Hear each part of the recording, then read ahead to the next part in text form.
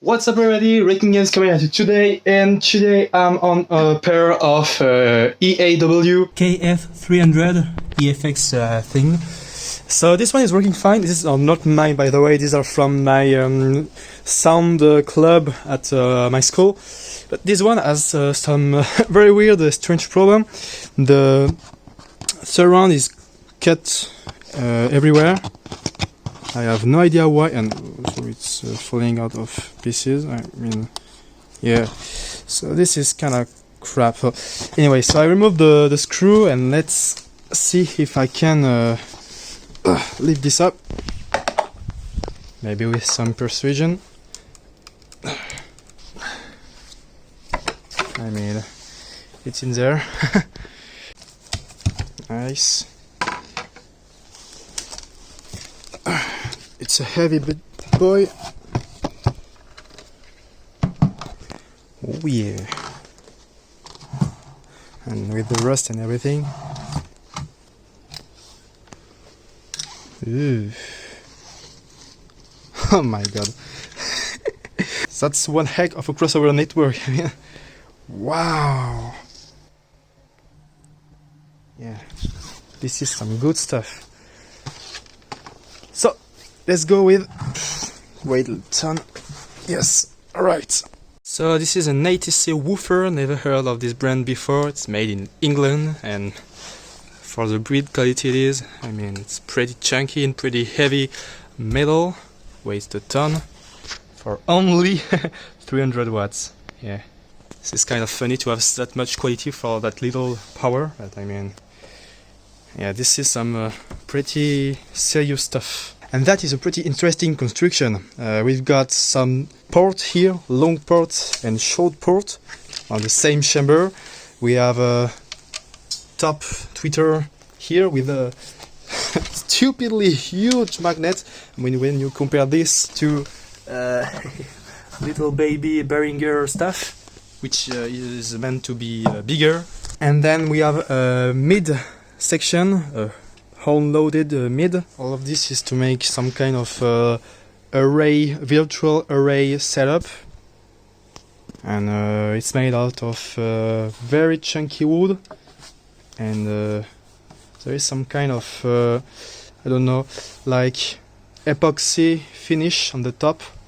It's very, I mean, I've never seen that before, but it seems to be pretty solid. First of all, I measure each dimension of the surround in order to find a replacement one on the alternate. And I need this one. I also bought some speaker front foam with some neoprene glue and also a foam gasket for the speaker.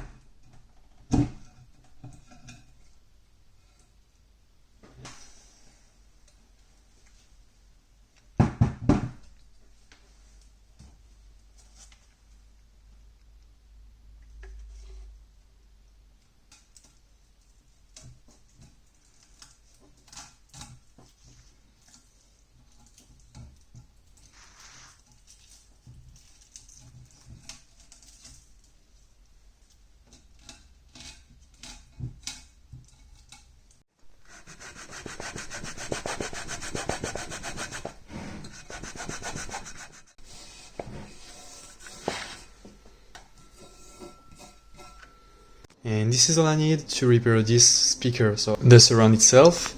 And I also need a new dust cap because I'm going to destroy this one. I need to cut this one to insert some paper to make sure the coil is nicely centered.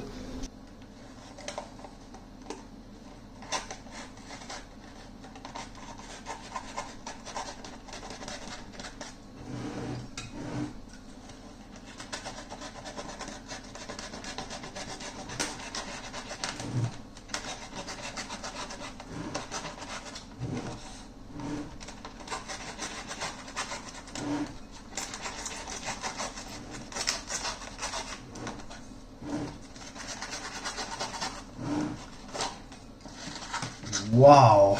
Oh my god! That's one big coil!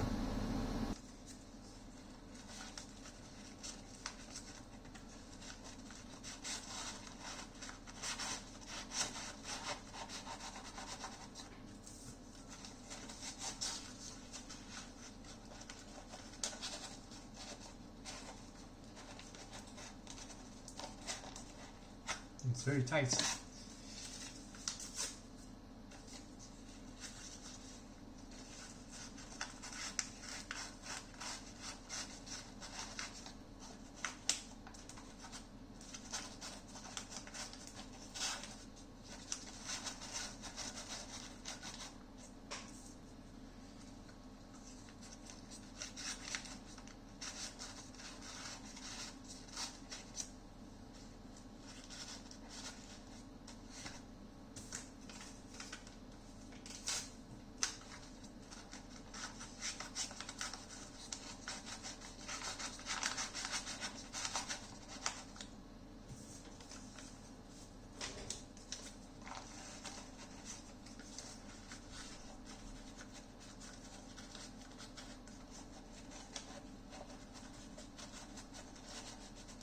All right.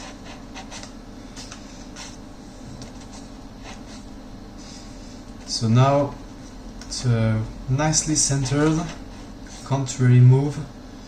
So now I think let's go with the glue. So it's a kind of glue you need to put and let it sit a bit before applying the other side. So I didn't use special speaker glue because most of the time speakers are glued with just neoprene glue.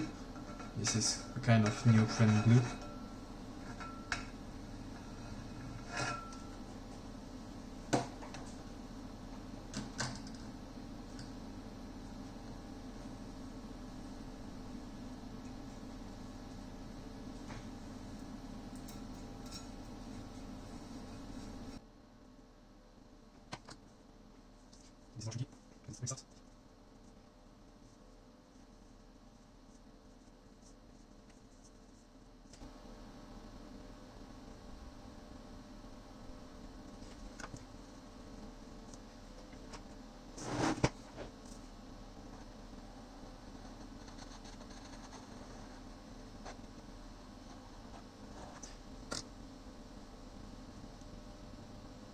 So now it's almost dry.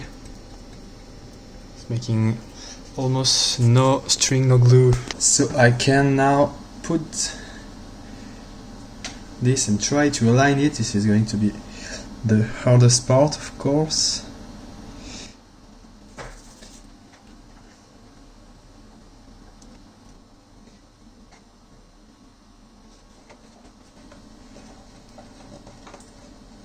What the heck? It almost looks like it's too big.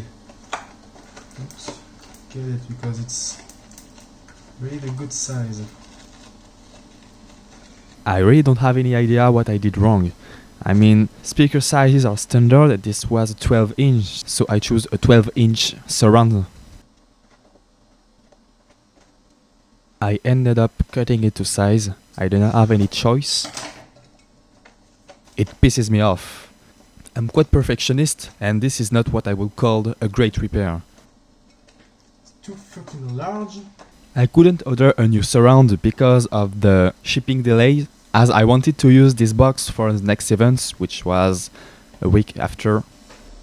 Enough of this dog shit, let's try at least glue the... I don't know how you call this.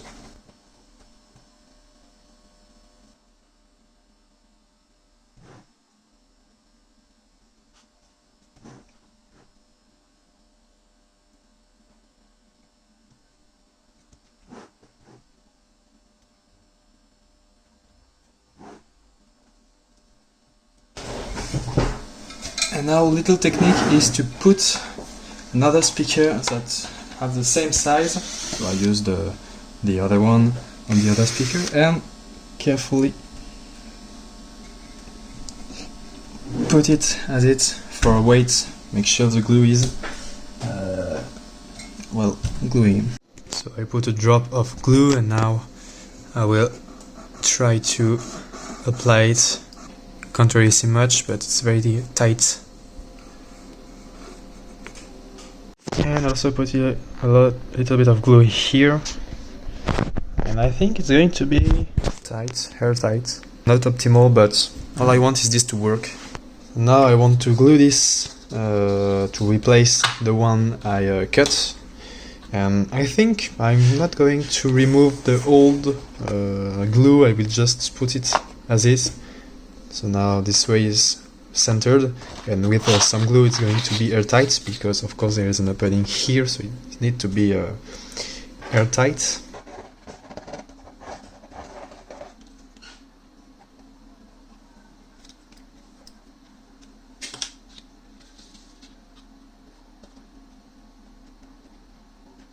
Alright, next day, glue has dried, seems to be okay. I don't hear any noise when I pushed it in and out, so I think it will going to be okay for this one. So I will just try to connect it to my amp. I will not even bother with mixing table, just my iPad.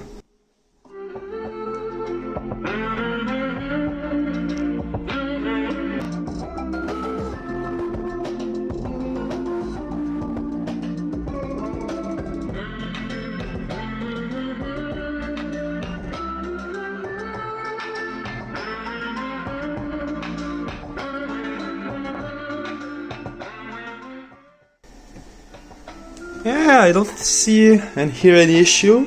The most noise I can hear is the port noise. So yeah, I think just need to remount everything. Oh, and by the way, I love how those two are exactly the same woofer, but with a different structure and different mounting brackets. So I also want to change something on this back plate. I want to add a speak-on terminal, because this is not very practical. I mean, it's nice for fixed environments such as nightclub, etc. But I want, and we want to use this one for live entertainment, so we need a speak-on. It will be much easier. So couple of screws later and a bit of precision. Alright. And this is it.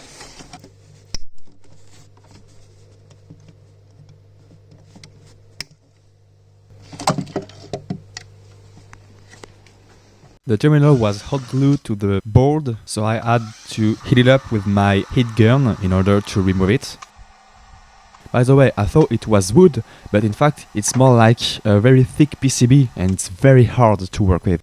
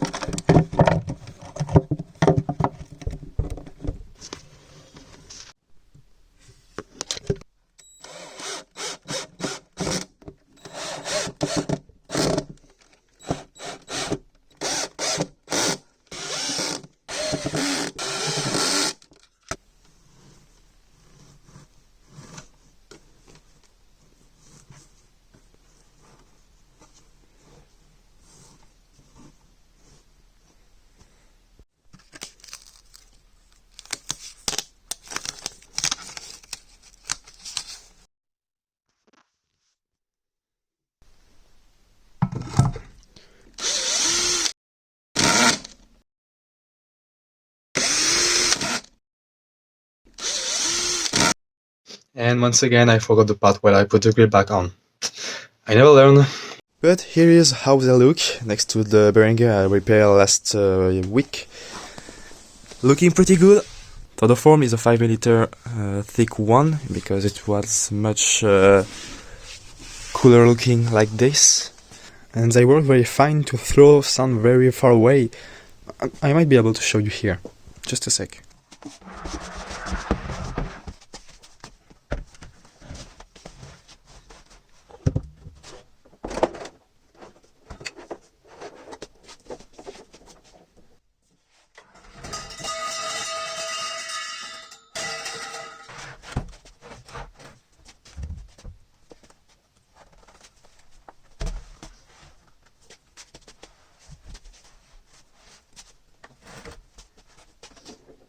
Piano is very hard to recreate on speakers because there are a lot of harmonics, so here is the intro of More Adventure from Halley Labs.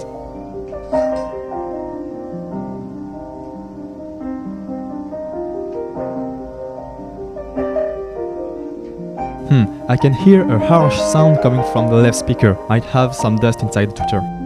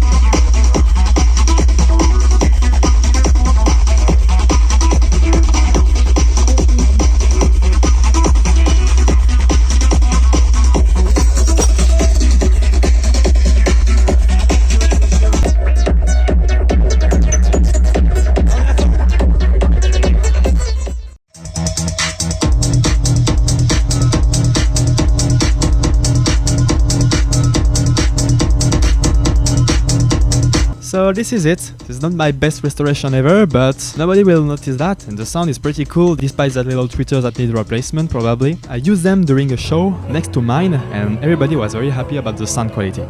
Alright, that's it for today, thanks for watching. And consider clicking the like button, it really helps the channel, and I see you next time!